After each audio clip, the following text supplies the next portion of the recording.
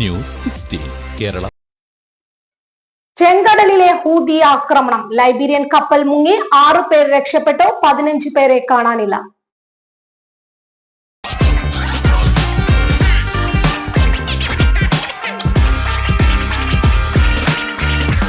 നാട്ടിലേക്ക് യാത്ര ചെയ്യുമ്പോൾ ലഗേജ് ഒരു ടെൻഷനാണോ? ഭാരം കൂടി പോയി റീപാക്കിംഗ്? എന്നാ ഇനി ടെൻഷൻ വേണ്ട. നിങ്ങളുടെ സാധനങ്ങൾ സേഫ് ആൻഡ് സെക്യൂർ പാക്കിംഗ് ഉൾപ്പെടെ കുറഞ്ഞ ചിലവിലും കൂടുതൽ വേഗതയിലും നിങ്ങളുടെ ഡെസ്റ്റിനേഷനിലേക്ക് എത്തിക്കാൻ Prime Express Cargo Kuwait. Air and sea cargo, courier service, road freighting. Prime Express Cargo Kuwait. അപ്പോൾ ഇനി ടെൻഷൻ വേണ്ട. Prime Express Cargo Kuwait.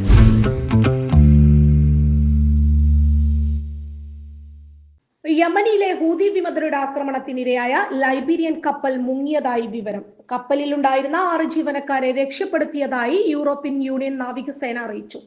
25 പേരായിരുന്നു കപ്പലിലുണ്ടായിരുന്നത്. ഇവരിൽ 4 പേർ കൊല്ലപ്പെട്ടു.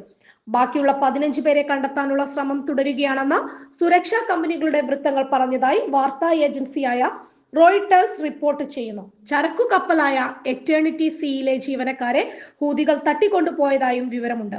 ഗാസയിലെ പലസ്തീനുകളുടെ പിന്തുണയോടെ ആളില്ലാ ബോട്ടും മിസൈലുകളും ഉപയോഗിച്ചാണ് ലൈബീരിയൻ പതാക വഹിച്ച കപ്പൽ എറ്റേണിറ്റി സീക്ക് നേരെ ആക്രമണം നടത്തിയതെന്ന് ഹൂതികൾ പ്രതികരിച്ചു. എറ്റേണിറ്റി സീ ഇസ്രായേലിലേക്ക് നീങ്ങിയിരുന്നു. ആക്രമണം നടത്തിയതിനു ശേഷം കപ്പലിലെ നിരവധി ജീവനക്കാരെ രക്ഷപ്പെടുത്താനും അവർക്ക് വൈദ്യസഹായം നൽകാനും സുരക്ഷിത സ്ഥാനത്തേക്ക് കൊണ്ടുപോയെന്നും സംഘത്തിന്റെ സൈനിക വക്താവ് യഹിയ സാരി പറഞ്ഞു. കപ്പലിൽ ജീവനക്കാരിൽ നിന്നും 5 ഫിലിപ്പീനുകളെയും 1 ഇന്ത്യക്കാരനെയും രക്ഷപ്പെടുത്തിയതായി യൂറോപ്യൻ യൂണിറ്റിന്റെ ഓപ്പറേഷൻ ആസ്പെക്ട്സ് അറിയിച്ചു.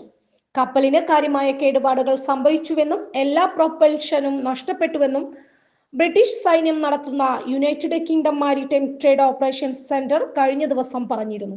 കഴിഞ്ഞ ദിവസം മറ്റൊരു ചരക്ക് കപ്പലും ഹൂതികളുടെ ആക്രമണത്തിന് ഇരയായിരുന്നു. ഗ്രീക്ക് ഉടമസ്ഥതയിലുള്ള കപ്പലായ മാജിക് സീസിന് നേരെയാണ് ആക്രമണം നടന്നത്. ഈ കപ്പലിലെ ജീവനക്കാരെല്ലാം രക്ഷപ്പെട്ടു. News 16 News desk.